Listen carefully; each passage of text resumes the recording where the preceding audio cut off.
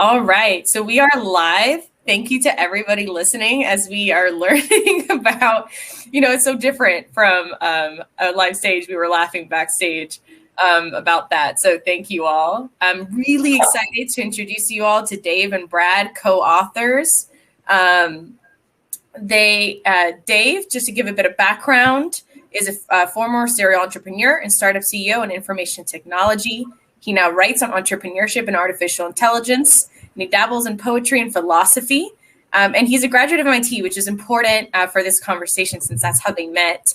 And fun fact, Dave was actually my first executive coach when I was learning to be a founder. And in many ways, I felt like, Dave, you were almost a part therapist to me as I figured out what it meant to be a CEO of Revelar. So super excited to have you. And Brad, welcome, Brad. Man who may not need introduction, but Brad has been an early stage investor and entrepreneur since 1987. Prior to co-founding Foundry Group, he co-founded Mobius Venture Capital, and prior to that, founded Intensity Ventures. He's also co-founder of Techstars. Brad is a writer and speaker on topics of venture capital investing and entrepreneurship. He's written a number of books as part of the Startup Revolution series and writes the Brad blog Feld Thoughts. Fun fact, I once asked Brad for a question on boards, and he was like, I have a whole book on it. So if you have any questions, I highly recommend you check out his library. Really amazing content there to help founders navigate those situations. What I always tell founders is usually what you're experiencing is normal, even if it doesn't feel it. So excited to have you here to speak about your new book. But first, I wanted to ask you both, how did you meet? Because I know that story, but I think it's a really fun story for the audience to hear. Dave and I both met at MIT. I was a freshman and he was a senior. At MIT, when I was an undergrad in 1983, the very first week of school was Fraternity Rush. And it existed because at MIT at the time, they literally didn't have enough housing for students.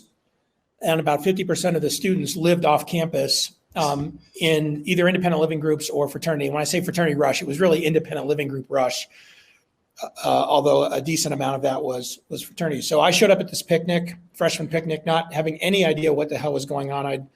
I'd only been I didn't do a college tour. I showed up a day early. I was super disoriented and perplexed. I grew up in Dallas, Texas, so I felt like I was on the moon. You go to this picnic, and kind of the main line of the picnic is that the president of the institute at some point says, just remember 50% of you will be in the bottom half of your class, because it's a whole bunch of overachievers that show up. And at the end of it, the person says, let rush begin. And literally two guys that I didn't know grabbed me and stuck me in a van and drove me to this place that was the house that I ended up living in. Dave lived there.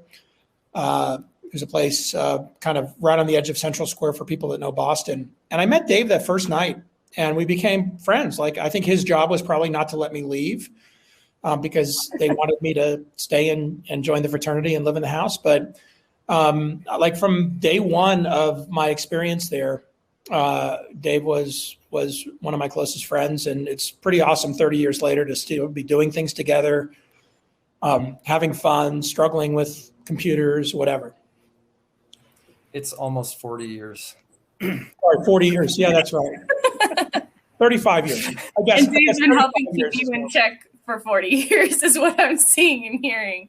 And that's, I think, often people say, in these relationships that you build, they carry on through so many different aspects of your life.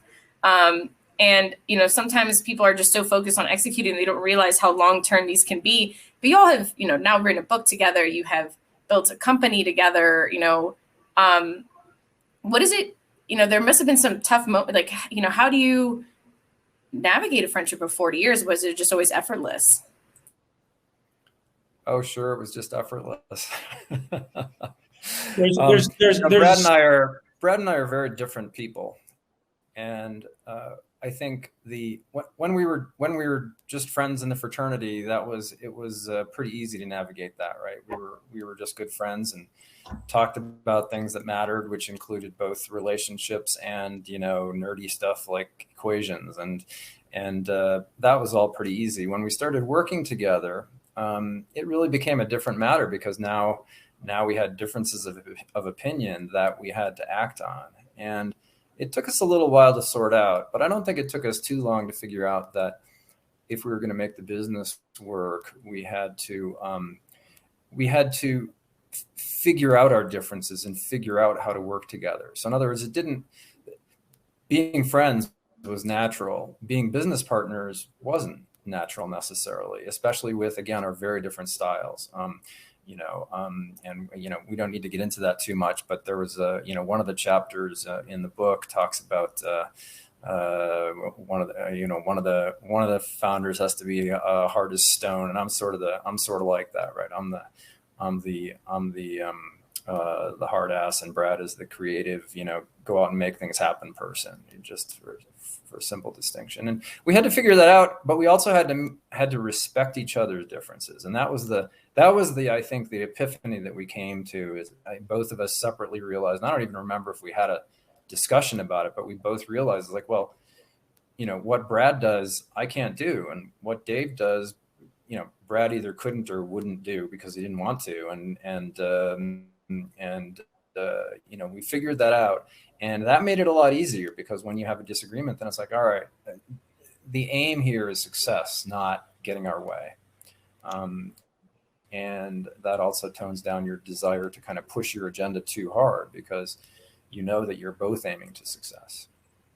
There's another element of it, which when I reflect back on all the different things I've been involved in, both as a principal and as an investor, I've had many cases where it's been done well and many cases where it's not been done well, including by me. I think Dave and I did this thing particularly well, which is we learned how to disagree and then resolve conflict and come to a conclusion. There were plenty of times where we struggled doing that and where one of us wore the other out in the process. But we learned what those edges and boundaries were. And I think that's something that a lot of partners really either get right or don't. It also gets harder as you have more people involved that are part of the interaction cycle. So when it's only two people who are trying to resolve conflict, you can learn how to resolve conflict with each other, even if you get frustrated. And some of resolving conflict is saying, you know what, fuck it, not important enough to me, we'll do it your way. But we invested a lot of energy, including, going away a week, a month for an offsite, some of it just the two of us, some of it being business related, some of it being personal. I remember the way I used to think about it is there'd be moments where I knew Dave was pissed at me or annoyed with me or frustrated with me. And I had a thing which today I call going to Nara. We had a Japanese restaurant around the corner from our office.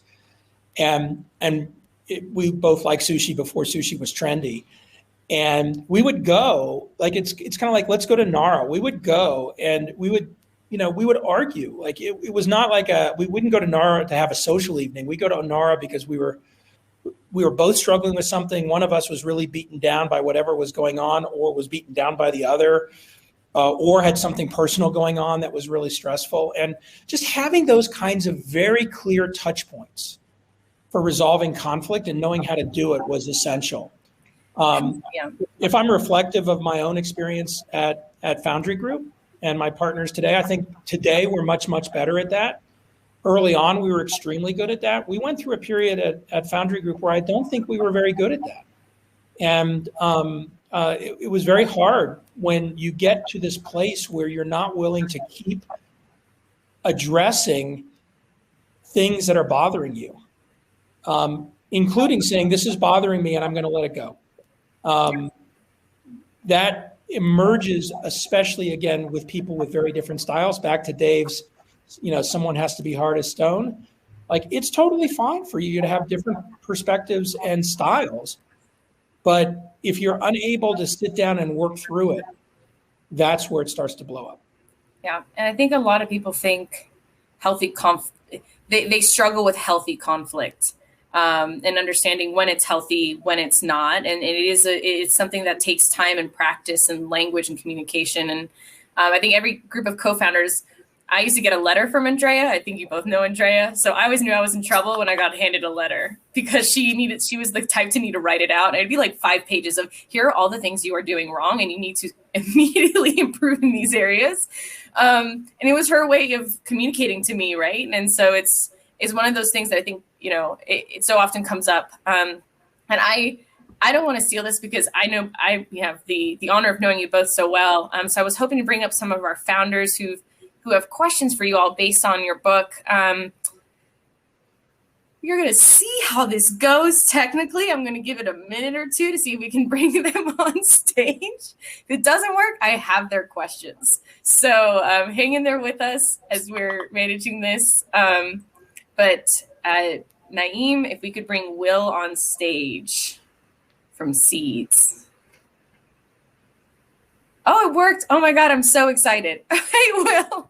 Hey, good morning, everybody. Hi, Brad and Dave. It's really exciting to have you both here. My name is Will Wiseman. I'm the CEO of Seeds.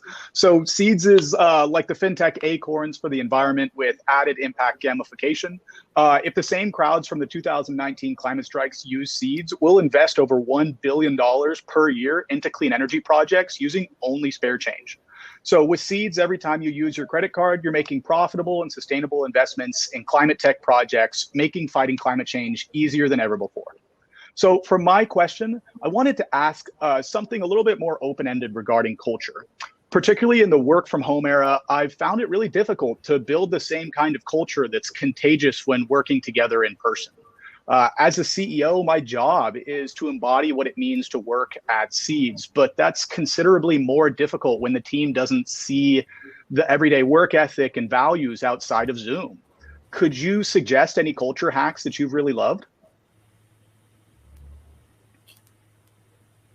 Brad, this is for you, because William, my solution has been not to work with other people. I'm retired from entrepreneurship, so. Yeah, let me do a little philosophical, William, and then I'll go into very tangible. I personally think the word culture is a weak word that is a shortcut for more substantive things. I like to use the phrase cultural norms. Again, this is the philosophical part. The reason I like to use the phrase cultural norms is it forces the entrepreneurs and the people involved to define what those cultural norms are, versus using the word culture as a shortcut, as a catch-all for how people are behaving and interacting with each other. Mm-hmm. So I would start by saying, think hard about what your actual cultural norms as an organization are, and try to define them, versus just have this thing called culture that's different. Mm-hmm. Second, most founders bias their cultural norms based on whether they are an introvert or an extrovert, and sort of which end of the spectrum they're on. Mm-hmm. And oftentimes you have multiple founders, I don't know if you do, but multiple founders that may be on different ends of the spectrum. And this is interesting, because one of the awesome things about being an entrepreneur is you get to create your cultural norms. Mm-hmm. However, your biases may not be the ones that end up being the cultural norms of your company. I'll give a very specific example.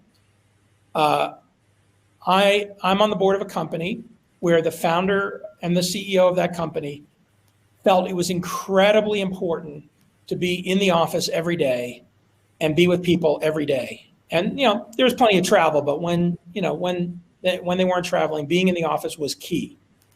And they built a cultural norm of physical proximity in the office. Mm-hmm. Post-COVID, that business is now one where they are fully distributed. Mm-hmm. That CEO did a survey about 6 months ago of all the employees. Do they want to come back into the office? And only 2 of almost 100 people said they want to be back in the office. Yikes. Okay? And when that was a useful thing, and that CEO all of a sudden realized that he had a very strong bias that was impacting the cultural norms. And as a result of being able to do that, there's a lot of reflection on what being in the office means. I just give that as a tangible example. So now the specifics of what to do. How big is your company right now? At the moment, we are 5 people. Okay, so you're very small. So the first thing you could do, because you're 5 people, is you could have a very open conversation with everybody, obviously on a Zoom call, but around this topic of when we are 100 people, what do we think this looks like? Do we have one office? Do we have multiple offices? Do we simply have some co-working spaces where people can get together in person? Like what is it that we want? Then next, we're having trouble. I, the CEO, am having trouble with what I perceive as the level of engagement with us being together. Does anybody else feel that way? Am I alone in that? What are some things that the 5 of us can do to establish cultural norms in this context of not being in the same physical place every day that can reinforce things? Where are those 5 people? Are they in the same city or are they distributed? So we're distributed globally, and that is a challenge, is that, part of our team is in Europe. I myself am in California here. And so, we deal with both time change and, to your point, cultural norms. My co-founders are Spanish, so we come from very different cultural backgrounds as well. Which is great. Same question. What can we do today so that when we're 10, 20, 50, 100 people, we have established cultural norms that feel satisfying to all of us in terms of collaboration? Which could include things like, in the future, you'll be able to get together, but it's still hard to get together in an office if you're distributed globally. By the way, that's an advantage if you can get that working now. So if I gave you the, sort of the conclusion of it, there's a lot of tactics. Since you're only 5 people, I would make it a continual and integrated part of what you're doing, especially among the three co-founders. And not let your own needs and your own biases necessarily bias where you end up, and allow yourself to experiment with different things versus feel like you have to just execute some update routine using whatever the regular tools and technologies are. Thank you, Will, so much. I would add one thing to Jackie. I'd like to add one quick thing to what Brad said, piling on the idea of culture being a weak word. And, Nietzsche said that all of our concepts are illusions. And what he meant by that is that they are essentially practical. They're essentially practical notions that we create to serve our purposes. Okay. And that's why, having actual cultural norms is so important, is that actually drives behavior. Whereas each person, especially if you aren't together all the time, will essentially develop their own concept of what the culture seems to be to them.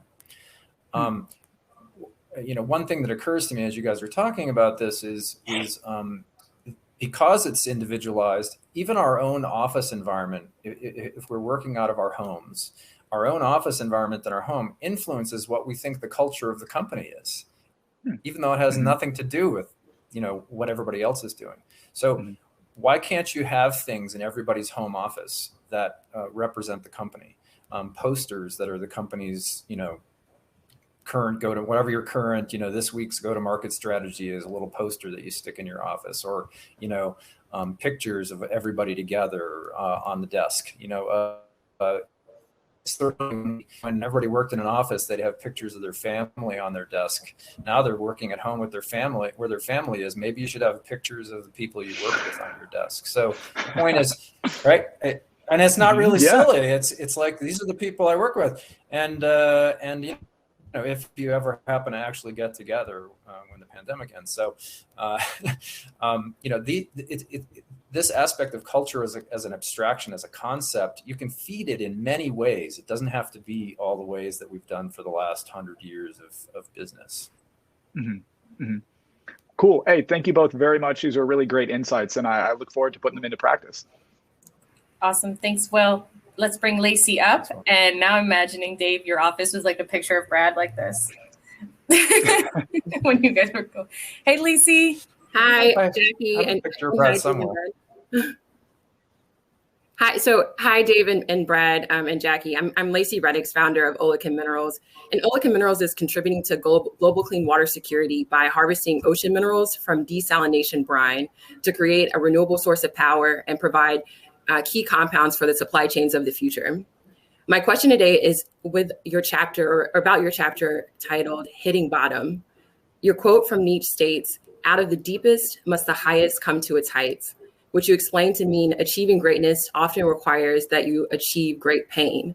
I was curious, is there any scenario where great pain could be avoided?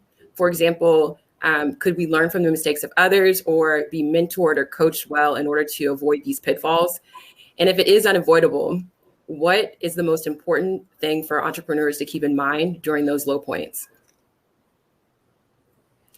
So the first thing I'd say is that regardless of whether it's avoidable, you shouldn't have the expectation that you're going to succeed at avoiding it because that will create even more pain, right? The pain mostly comes from missed expectations where you thought things were going well and then you get a nasty surprise. And so start with the expectation that that's just part of what this is. I think the most important element here is there are a lot of kinds of pain that can be avoided because they're not really breaking new ground. They're things that other people have learned and could teach you. We hope to have done some of that with our book, right? But there are hundreds of other books. But there are also mentors. One of our chapters is about bringing on essentially wizened mentors who can help you through some of the situations so that you don't make those kinds of, what is typically called a rookie mistake, right? It's something that it's a mistake you make because you've never done this before, and it's the same mistake thousands of others have made. So those are the kinds of things you want to see if you can avoid. You still won't avoid all of them because ultimately, even with mentors and domain experts surrounding you, people who really know, the domain that you're entering, you're going to have to make the final decision, and so you will nevertheless make mistakes. Where you want to be, if we call it feeling pain, where you want to be feeling pain is in the areas where you are breaking new ground, right? Nobody has ever done what you're doing, otherwise why would you be doing it? And so it's a necessary learning process. But once again, view that not, if you have expectations, you can view that as part of the process of succeeding. Okay, gathering information. You try something. You try a marketing campaign. You try a technological fix to a difficulty that a customer is having. It doesn't work. The marketing campaign fails. The technological hack doesn't work. Well, a couple of things about that. One is that you've now learned that you need to go in a different direction. Number two is anybody following you, any fast followers, if you don't yak it up too much about what things you've tried and haven't, in other words, keep those quiet, they have to go through the same mistake. So they're that much more behind you. Okay. And you figured it out. You retain your lead. And so all of these things can be viewed as part of the process as opposed to pain. We as entrepreneurs, we tend to see it as pain because of a couple of things. One is that we're not there just to learn things. We're trying to succeed as a business. We're trying to change the world. We're trying to make money for ourselves and for our investors. We have these goals that don't relate directly to the information. So there's this disconnect. But ultimately, you have to view it almost as a scientist does, right? You have a hypothesis, you try it. It's not a failed experiment unless you do the experiment badly. Just because the experiment doesn't confirm your hypothesis, that can be a good experiment. It just means you've gained more information. Thank you. And then Brad, I didn't know if you had any additions as well. Two short things. One is I underscore defining pain more clearly is useful. Per the last thing Dave just said, like failure is not necessarily pain. A failed experiment is not necessarily pain. Like those things are powerful parts of the learning and improving whatever you're doing in the context of the business. So just the definition of what it really is important. And the second is to recognize that in this thing we call the human condition, pain is kind of inevitable. There's lots and lots of cliches, and independent of your religious beliefs, like one of my favorite ones is the ones about death, which is things like, the chemist says life is a process of continual oxidation, which basically just means at the end, you're completely rusted and dead. But sort of this notion that, in the end, we do have to confront this notion of death and what that means. And as an entrepreneur, that language often crowds into companies. What is the death of a company? What is the death of a product? What is the, death of a relationship in the context of business? And, many of those things are painful in the moment, but are just transitions to other things. And whether they're, again, business-oriented pain, relationship pain, personal pain, physiological, psychological pain. And so just being very clear about what you're trying to, quote, avoid. In many ways, the best way to get through those situations is to go through them rather than try to avoid them, experience them, learn from them, try not to repeat them. But I'll end with one of my favorite, throwaway lines when I'm in a difficult situation is, I'm only going to learn this lesson 3 more times. Or I've only learned this lesson. I remember this pretty well, the timing back in about 2002 when the .com Brad's not Foundry, but Mobius portfolio pieces were continuing to crash and burn, and I think Interliant was going on at that time still. And I bought him a bumper sticker that said, "Oh no, not another learning experience." And that's really what it's all about, right? There really is an oh no. Like, it kind of hurts, and sometimes it hurts more than others, but it is always a learning experience. So that's part of what this is. And if you go into it thinking you're going to avoid it, that's going to be even more painful. So be ready for it and be smart about how you avoid it. Bring on all the people you can to help you not make those mistakes that you don't have to make. But go on, dive forward and make the mistakes and feel the pain of the things that you need to make those mistakes on, because you're breaking new ground. You're changing. That doesn't come without pain. For the people on the call that are either have been serious athletes, are serious athletes, or like to work out and kind of think about their own improvement, right? Think about the balance between the two things that happen. Like, part of your improvement occurs when you exercise to the point of failure or fatigue. Weightlifting is obviously one. I'm a big runner, but like, my running improves when I have one of those runs that I really push myself on. And if I really push myself on the run, it hurts.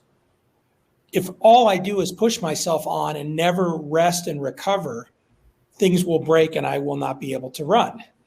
So really, it's a combination of the pushing, but then also the recovering, and the pushing and the recovering. It's that same kind of thing in the context of learning around business. Is if you don't push and have some things that don't work, or that get to the point of fatigue, or that test your limits, you won't learn. But if you then don't sort of recover, you can't sustain. So getting that right too is important. Mm. Yeah, thank you both for the encouraging words. And I know that there's others that want to ask questions, so I'll get off, but I appreciate the insight. Good luck with things. Thanks, Lacey. Thanks, Lacey. While we wait for the next, it reminds me of that quote from Banksy, "Rest, don't quit." Hey, Phil. Hey, Jackie. Thanks for bringing me on. David and Brad, it's a great opportunity to ask a question. I was really struck by your chapter on work as reward. And when I was a personnel manager and a researcher, I would often tell my boss, I do the research for free, but you need to pay me to be a manager. Now, I'm experiencing a similar situation as a founder, and I'm not even being paid for it yet. How do founders with small part-time teams manage to accomplish all the tasks that need to get done when they find some to be great and an absolute joy and some to be a real drudge? And you can't focus on what you love, because success depends on doing everything. So to some extent, this I personally have had the same issue, and it took me actually a long time to realize that what I should have been doing in my entrepreneurial career was finding business partners. I don't know that I would have ever been able to reproduce having Brad as a business partner, but I should have been finding business partners who could handle those kinds of things that I didn't want to do and didn't enjoy doing. And then I could focus on the parts that I loved. I'm a technologist. I'm sort of maybe better than mediocre manager and executive, but I'm better at observing what works than I am at implementing it. Right? That's not my top skill, and that's not my top enjoyment. It took me a while to learn that. Then, interestingly enough, and this is important, leading to your concern, is in one business that I started, we actually did bring on a CEO. And I remember vividly the moment about a year in when he said there was a personnel issue that I had been telling him about since he started that I didn't want to deal with. And that's one of the reasons we brought on a new CEO. And he said, "Damn it, I hate this stuff." And that was the day I knew he wasn't actually going to work out. So he was the wrong choice. So it's a tricky situation. Basically, if look, not every day is going to be stuff that you love, no matter what you're doing, right? Even in your passion area of doing research, there are days when it's just not going the right way. You drop a beaker, or you stick your finger in the circuit, or whatever happens, right? And not every day is going to be a pure joy, but in general, the things that you love doing, you understand what those are.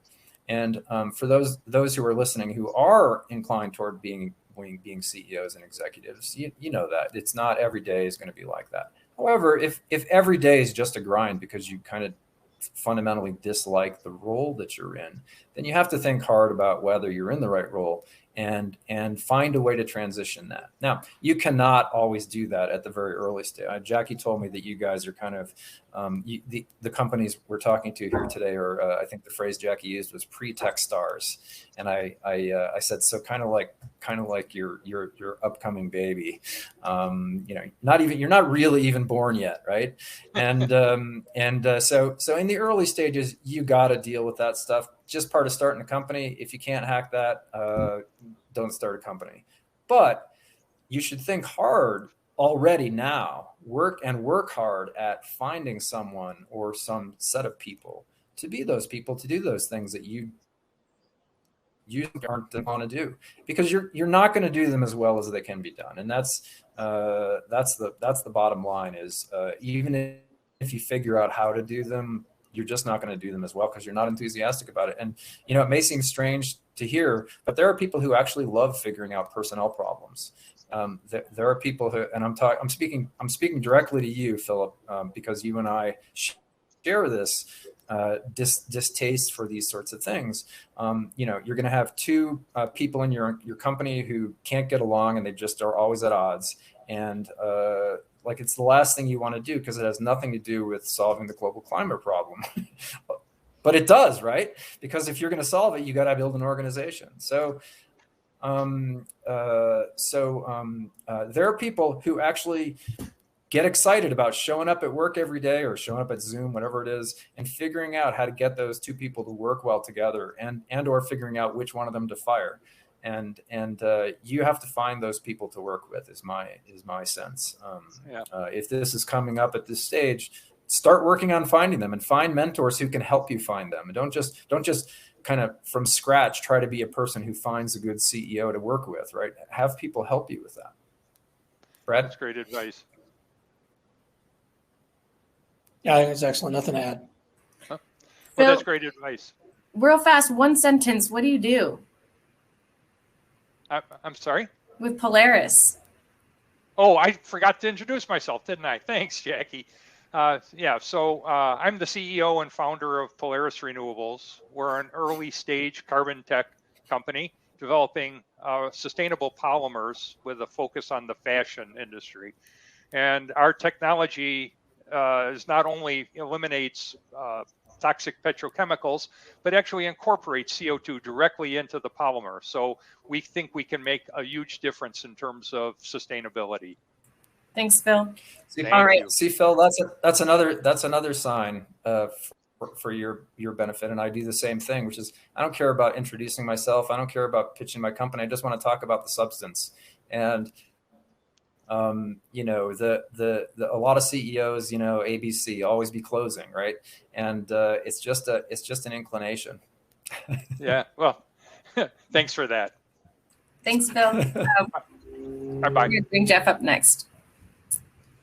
And it is, you know, figuring out the right role. I remember Andrea, we had her in 8 different hats. Hey, Jeff.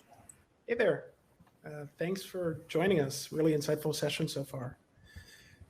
So just to provide some background, my name is Jeff Prosserman, and we founded Voltpost to decarbonize city mobility. We do this by retrofitting lampposts into electric vehicle chargers managed by a mobile app. This solution significantly reduces the cost, timing, and footprint of charger deployment. We're currently building a scalable curbside network for cities and companies to meet the need of over 1 million chargers across the US. My co-founding partners and I led product development at Samsung and studied sustainability management at Columbia University. We are driven to democratize charging access and support cities to go zero. So that's what we're about. My question, I really loved your recent book, and similar to Lacey, I had a question about the chapter Hitting Bottom. You state how the highest mountains come out of the sea and that the highest things must start very low. And I'm not a first-time founder. I've gone through this before, and recognizing failure and pain are often the bedrock for great success.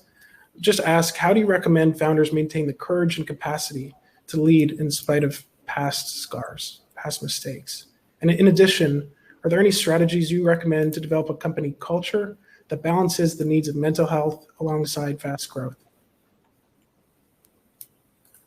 Brad, why don't you start on this one? Yeah, happy to start on this one. So a couple things. One is, let me try to tackle the first half. One of the most profound things for me over 35 years now of being interested in business, entrepreneurship, technology, innovation has been putting energy into understanding me in the context of all of these different things. So, you know, in my 20s, I'm 55. In my 20s, I used to carry around a lot of things that I didn't need to carry. I carried way inappropriate amounts of responsibility for everything going on around me, professionally and personally. I had enormous anxiety that I managed but carried around things that were outside my control or that I had relatively little influence over. Per the previous conversation, I spent a lot of time on things I was very uninterested in doing, but felt like I had to do them or felt like I had to participate or be part of a certain thing. And some of that activity may have been very positive and very beneficial to the arc of, you know, the things I've done, right? So I'm not saying that that was wasted time, but I spent a lot of energy on that stuff without doing the work to understand what I really enjoyed doing. Early on in my 20s, I think that was just part of being in my 20s and being a first-time entrepreneur and going through stuff the first time. In my 30s, I repeated some of the errors. And then again, in my 40s, I repeated some of the errors. And the error, the generalization of the error was I had not spent time against the backdrop of challenging things, separating, in which we could include failure, separating out what I wanted to spend time on and what I didn't. I didn't do the work on me. And whether that's coaching or psychologist or psychiatrist or long walks in the woods or journaling or whatever, I didn't do that work. I did a period, just for context, I did a period of therapy in my 20s for about 5 years. I had a very severe depressive episode while Dave and I were running our first business. And Dave was spectacular as a partner in that context. I was very functional, but it was a very difficult period. But even when I did that therapy, it was mostly just to navigate and deal with the in front of me problem rather than really understanding what mattered to me. I would say in the last 7 or 8 years, I put a lot of energy into that. And I put a lot of energy into that against the backdrop of some huge successes, but also some really significant failures, including several relationship failures that I would consider to be very significant and painful. I use that word. I won't dig into like where the pain was, whether it was to me or from me. It was all of the above. But then really, sort of digging deeper into me and what was I getting out of those relationships that failed, or what was feeding me, or what was I suppressing or repressing or not dealing with. So same kind of dynamic in work. I used to travel constantly, and I knew that I was done traveling. I actually stopped traveling in 2013 very deliberately. I had a very deep depressive episode for about 6 months and just stopped traveling, didn't travel for a year. And I'm like, I'm done. I'm not going to travel anymore. And, soon enough, I was traveling again, and I did some things that even enabled more traveling. Like, I started flying private because I could afford to. And I'm like, oh, this is so much easier. Oh, shit, why am I enabling this thing I don't want to do? I have an ongoing joke with my current therapist, which is it took a fucking pandemic to get me to stop traveling. And, but I am now completely done. Like it's unambiguous to me that was not something I wanted to do anymore. You give a long list of these things, but like doing that work on oneself. And again, it doesn't matter whether it's therapy or coaching or, again, just having a partner that you can talk to, business partner, personal life partner, whatever. I do all those things, right? So I view it as a constant part of the construction of oneself to sort of dig into those things. Then I'd link it to the second question, which is, I think, modeling that. The way to build it into the cultural norms of your business is to model it as a leader. I've been modeling it for a long time. I mean, I've been very public about depression and issues around mental health and entrepreneurship since that depressive episode in 2013. Part of what prompted me to do that was a handful of high-profile suicides of entrepreneurs that happened within a year of me having this very deep depressive episode, and me recognizing just the magnitude of the stigma against mental health, depression, and other sorts of mental health disorders, whether it's bipolar or borderline personality disorder or mania, and recognizing that there's a lot of cliches in entrepreneurship. A lot of entrepreneurs, the cliche is that they're hypomanic, which I think is a nonsensical cliche because it's a catch-all for a bunch of behavioral patterns that many humans have. And instead, what's interesting is to do the work, be public with your team. That's a cultural norm to do the work, provide resources, whether if the company can't afford them, provide easy access to those resources so people know where to go get them. If the company can't afford them, or when the company can afford them, build it into your characteristics. Give one example there. We find lots of early stage companies.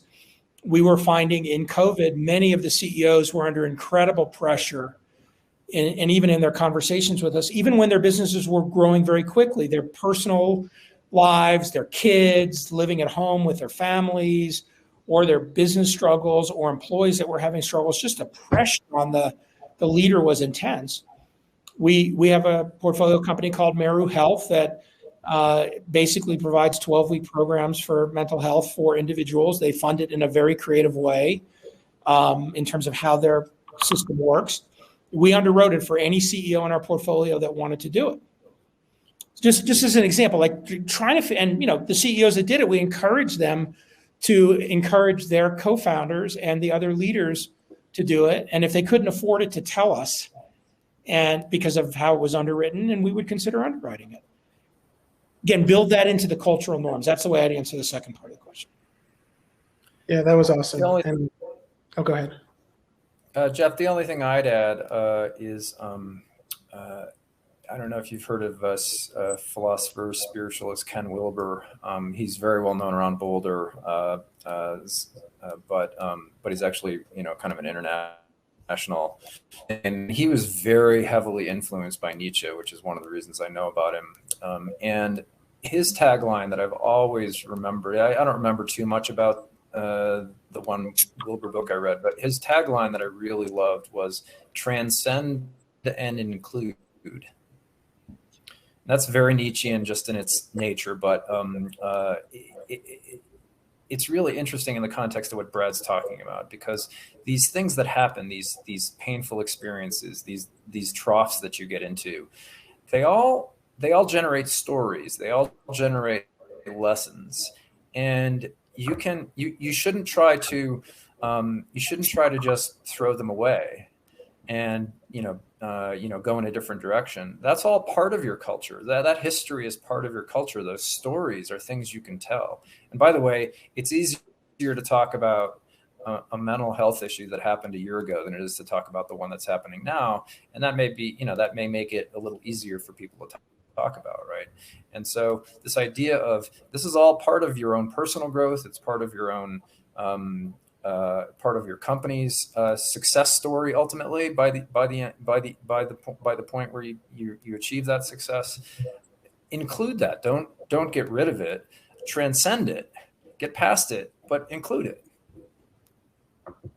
Yeah, I think that's fantastic advice. And honestly, just being transparent and open and building into the company values early on to embrace leading from a place of courage, I think is really just the organization we want to build, and would love to see more startups. So thank you very much for taking time.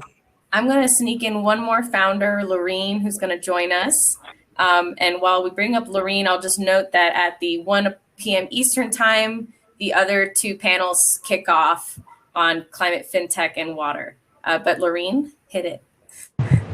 Thanks, Jackie. I'm going to try to speak a bit quickly to get through this. My name is Lorene. I'm the CEO of Alchemer, and Alchemer is building low-cost green hydrogen production technologies such that we can realize the green hydrogen movement at the speed and scale required. Now, my question is regarding your awesome book, and it's specifically about the aspect that you say because true disruption takes a lot longer than we expect, and arguably a lot of the startups and the climate tech ecosystem are trying to truly disrupt a sector. You suggested that along the way we offer products that can be applied more immediately to solve a single problem without the customer needing to adopt our entire vision. So with that in mind, how can we think about this advice in the context of clean tech solutions that, will first of all take time to build, and I'm not sure how versatile they can be? Well, it was very easy for us to say that you should do that. Right? In other words, this is one of the greatest challenges of starting and growing a business, is finding a way to get from where things are, which is that nobody uses your stuff and nobody's ever even done it before, to a world where everybody's using it, right? I remember, and I'm not a huge fan of Bill Gates, but I remember Bill Gates said at one point he wanted to have this is before personal computers were really even much of a thing. He wanted to have one on everybody's desk, and everybody would have a personal computer. He didn't even realize that it would be in our pocket, but this idea that he had, well, what did they do? How did they get there? Well, they found a way, and most companies that are successful found a way to do that. Every once in a while, you run into something that just kind of takes off, right? But you can't assume that that's going to be the case. So that's part of the job of product management and product development, is figuring out those things that people can use now. Now, one of the temptations, and it may be a good way to do it, or it may not, but one of the temptations is to go into services. So in easy way to incrementally influence what's going on is you have expertise in an area, you're building a technology or product that has a big vision, but it's, it costs $10 million to buy one copy of it and $100 million to develop it. So getting there incrementally is going to be challenging. You can potentially provide services to your future potential customers that will help them immediately, get you engaged with them in the sense that you start to really build relationships, you understand their needs, you get to be known as the experts in the market, all this stuff. The problem with that, as Brad and I know from our very first business, and I know Brad has run into many times since, is when you start with services, it's hard to ever not be a services company. The transition to products becomes very difficult because services pay the bills right now. They tend to. So I'm not advising that. I'm just saying that it is one solution that some companies do. And there are ways to separate it out so that it doesn't influence the product side of the business, et cetera. But before doing that, I would work very hard at trying to find smaller things that you can sell that relate to your expertise, even if they're not directly on the vision. Like getting your company into customers where you're working with them somehow and getting feedback from them and understanding them, not in terms of your vision, but in terms of what do they need, what do they do, what do they worry about, what can you really help with? That will make your product something that they need, not wish they had. With 1 minute, any words of wisdom to add, Brad? Embrace prototypes and get customers involved very early on in your product development process. I think that's especially true for products that, take a while to build or larger products. The notion a lot of us have is we're afraid to show to the potential customer something that's put together with, prototypey stuff. And that's a mistake, whether it's software or hardware. You just want to get real users, real customers engaged early in your product development process and continuously throughout it, versus having this mental model of I know what they need and I'm going to build it. And once it's done, after I've gone through that whole process, then I'll show it to them. Thank you all so much. Thank you, Lorraine. Brad, Dave, thank you so much for spending time with our founders in our community today. It's so great to see both of your faces, and thank you for hanging in there through those fun, really technical challenges. For those of you listening, on your left side, you'll see sessions. It has a nice little sign that says now. The sessions on climate, fintech, and water and climate are starting, so please join our amazing panelists there. Thank you, Brad and Dave. Thanks, Jackie. Thanks, y'all. Bye.